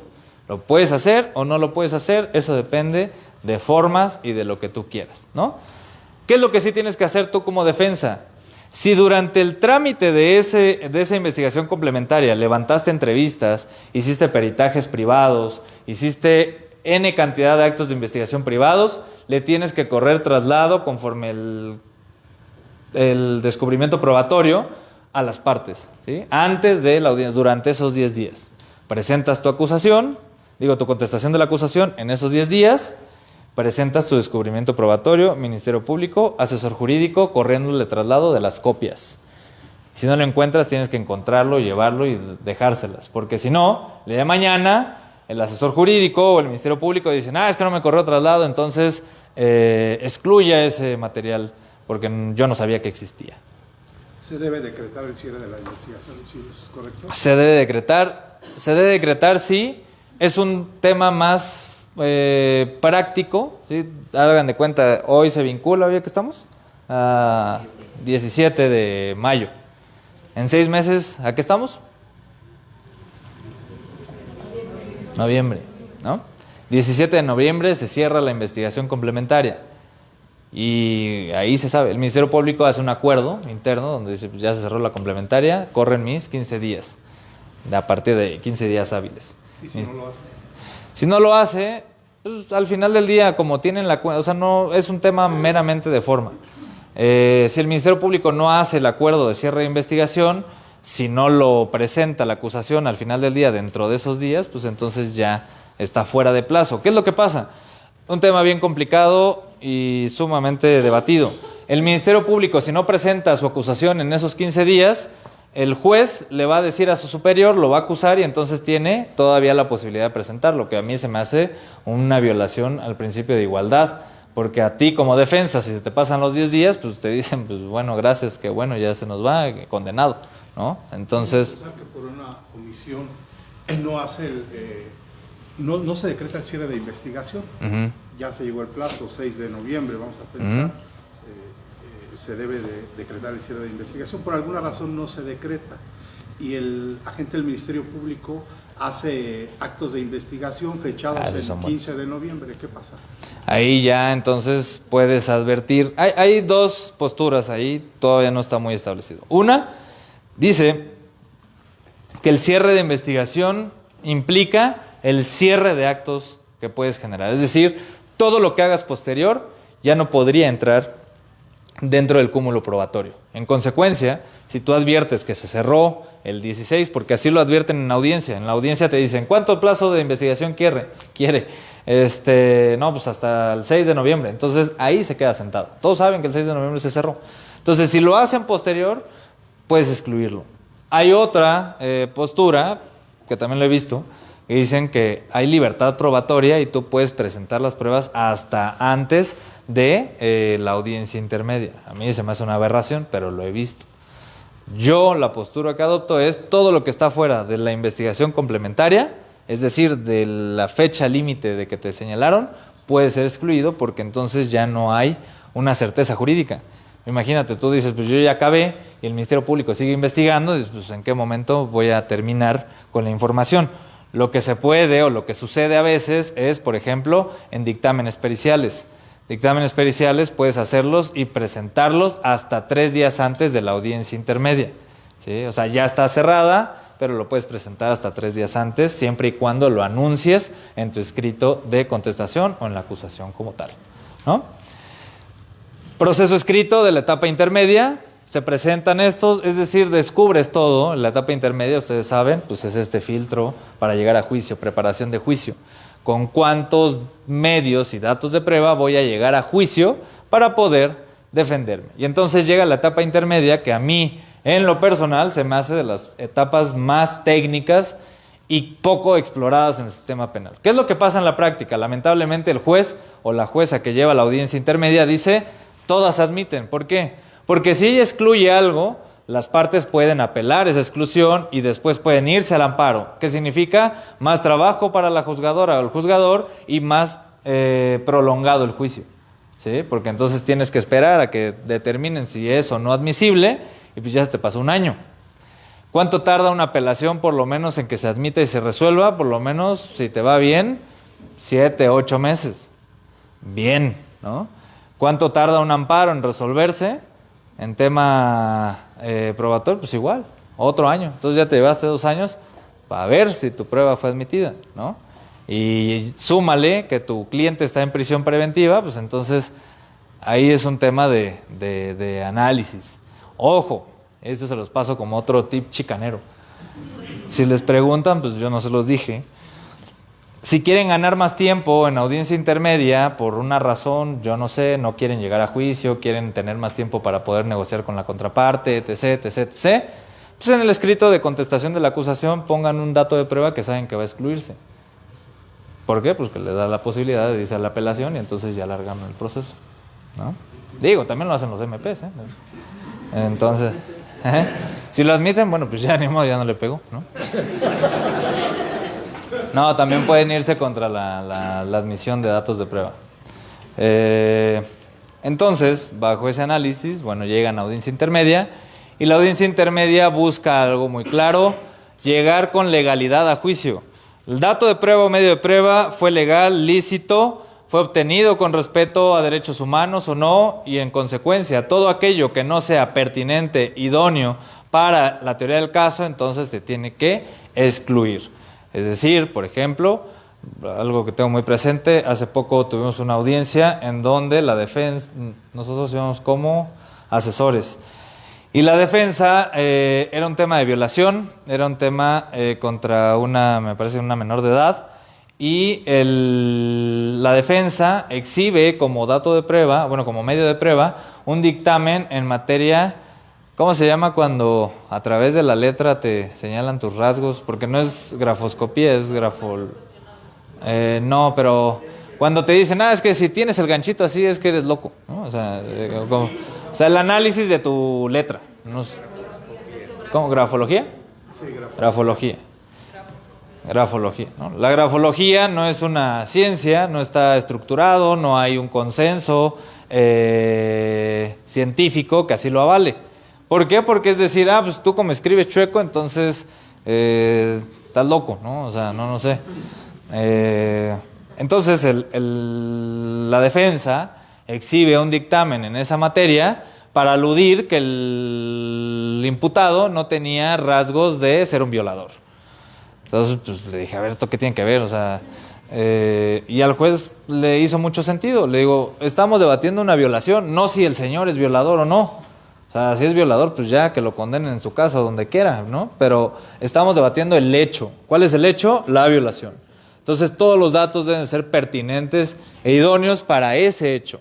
Porque pudiese parecer muy lógico todo esto, pero cuando estamos ya en una investigación y cuando estamos defendiendo, a veces nos desviamos en qué es lo que tenemos que controvertir, ¿no? Entonces, el hecho, no la persona, no. Exactamente. Sí, eso tiene que ver con la naturaleza de nuestro sistema penal. O sea, según tenemos un derecho penal de acto y no de autor. Recuerden que tenemos dos vertientes. En la época nazi se hace el derecho penal de autor. ¿Por qué? Porque se sanciona a la persona por ser la persona, no por el hecho que cometió, sino que se sanciona más a la persona, por las características de la persona. Dice nuestra Constitución y la Suprema Corte que nuestro sistema es un derecho penal de acto. Es decir, sancionamos el hecho sin tener en cuenta la persona. solo yo les comento, las medidas cautelares para mí se me hacen una aplicación del derecho penal de autor, porque la medida cautelar analiza el riesgo que tú presentas en el proceso. Y como, ¿por qué me estás diciendo si yo soy violento o no? Si estamos analizando el hecho, ¿no? Pero bueno, ahí se los dejo también de análisis. Audiencia intermedia, enfoquémonos al hecho y se va a excluir todo aquello que no sea pertinente ni idóneo para poder llegar a juicio, ¿no? Y entonces pues ya ahí tenemos una problemática para poder dictar el auto de apertura a juicio oral. Si tenemos amparo contra la vinculación a proceso, que muchas veces pasa, vinculan a proceso a tu cliente, te vas al amparo indirecto, y el amparo ni siquiera se resuelve y ya celebraste audiencia intermedia, la suspensión del amparo impide que se dicte el auto de apertura a juicio oral. ¿Qué quiere decir esto? Pues más tiempo en tu proceso, porque hasta que se resuelva tu revisión o tu amparo, vas a poder dictar el auto de apertura a juicio oral y llegar a juicio. Y el auto de apertura a juicio oral que dice todos los datos y medios de prueba que fueron aceptados para la fiscalía, para la asesoría, para la defensa, y pues te señalan. Se supone que el código te dice que te deben de señalar tribunal, en la práctica no pasa, o sea, te dicen, pues espérese a que lo señalen, pero pues eso es lo que sucede. ¿Ya vamos bien? ¿Ya? Me callo. Ya me quiero callar. Traté de ser muy rápido en esto porque, insisto, o sea, ustedes ya lo vieron, solamente es un repaso de lo que analizaron todos estos sábados. Con esto concluyo una reflexión. Todo lo que vinieron a ver aquí, pues todo está en el código. ¿Cuál fue el objetivo de esto? Que vieran o analizaran, si es que les decía ánimo penalista que tienen ustedes, percibieran a las autoridades y vieran sus perfiles, porque eso es lo que el día de mañana van a tener con el día a día. Van a enfrentarse con ministerios públicos, con jueces, juezas, con diferentes criterios. Y esto puede ser un sentido de reflexión, porque todo lo que les dije, puede ser que alguien me diga, no, pues así no es, ¿no? Porque tal vez un juez la audiencia intermedia la lleve diferente, respetando obviamente las formalidades. O tal vez un juez me pueda dar la razón. Es un tema de que tengan conciencia de dos cosas. Ya les decía cómo empecé mi plática, ser penalista es tener disposición de sacrificio y dos, aceptar la frustración. O sea, la frustración de la ley. Ahorita ustedes están muy chiquitos, muy bebés, pero lo van a ver. El día de mañana se van a dar de topes y van a decir, ¿por qué razón me vine aquí? Pude haber sido empresario, ¿no? Porque el hecho de que tú sepas o tú creas tener la razón, jurídicamente hablando, y que no te la den, no saben cuánta frustración se siente. El día de mañana, que tengan un asunto, como se los comenté, que tienen varias vertientes, y me faltó decirles esto. Aparte de lo interesante del perfil de ustedes como futuras y futuros penalistas, es que los casos y los asuntos no solamente se quedan en lo legal, sino que trascienden al ámbito social y al ámbito político inclusive. Hay asuntos en los cuales se vuelven sumamente interesantes, donde les puede llegar un servidor público que estuvo involucrado en una estafa, en Segalmex, en etc. Y entonces se vuelve ya un tema de muchas aristas. Y por eso, con esto cierro esta reflexión, el penalista necesita estar enterado de todo lo que pasa en su país. Todo. Temas de política, aunque no les guste, que dudo que no les guste, pues si les gusta el penal, les gusta la política en consecuencia. Decía Michel Foucault, el derecho penal es la continuación de la guerra en vías políticas. Y deben de estar enterados, porque el día de mañana ustedes no saben, pero puede llegarles un asunto que tenga que ver con intereses políticos y entonces ustedes tendrán que decidir qué hacen y qué no hacen y resolver la vida de su cliente que no pudo resolver.